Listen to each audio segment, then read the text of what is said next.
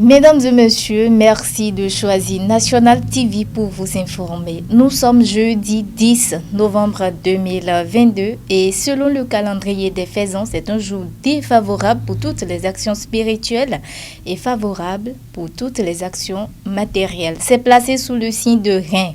Vous qui croyez en cela, prenez les dispositions idoines. À présent, on démarre la présentation de la une de quelques canards parus et parvenus à la rédaction de National TV ce matin par le quotidien Le Béninois Libéré qui affiche en manchette ce matin procès en sorcellerie de l'opposition contre le DGI Yenoussi. Et pourtant, la réalité est là. Plusieurs gros morceaux des blocs de talons tombés faute de quitus fiscal, a titré le journal Le Béninois Libéré à sa une ce matin. Toujours à la une du journal Le Béninois Libéré, libération de Rekia Madougou, Richard Boni Ouourou appelle à redonner espoir aux populations. Les détails se retrouvent dans les colonnes du journal Le Béninois Libéré de sa livraison de ce jour. La Pêche du Nord qui écrit « Situation sécuritaire dans les communes frontalières ».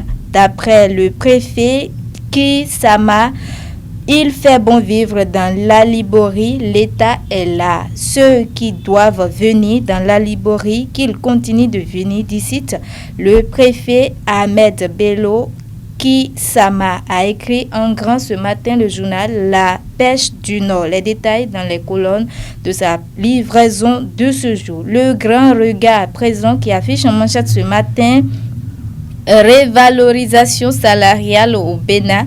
L'espoir placé en la promesse de talons s'estompe avec le temps, a écrit le quotidien Le Grand Regard à sa une ce matin et l'information détaillée est à retrouver en page 6 de sa livraison de ce jour. Toujours à la une du journal Le Grand Regard ce matin pour l'enracinement de la paix et la cohésion sociale. Richard Boni Ouourou insiste sur la libération de Rekia Madougou, a écrit le quotidien Le Grand Regard à sa une ce matin. L'événement du jour prend place pour écrire polémique autour de la délivrance du quitus fiscal. L'administration fiscale travaille en toute impartialité, a écrit le journal L'événement du jour à sa une ce matin. Les détails dans les colonnes du journal L'événement du jour de sa livraison de ce jour. Le matinal prend place pour écrire législative de 2023. Les observations notifiées au parti ce jour. Edgar Monou et Ahmed Tijani non partant pour défaut de quitus fiscal, a écrit en grand ce matin le quotidien Le Matinal à sa une.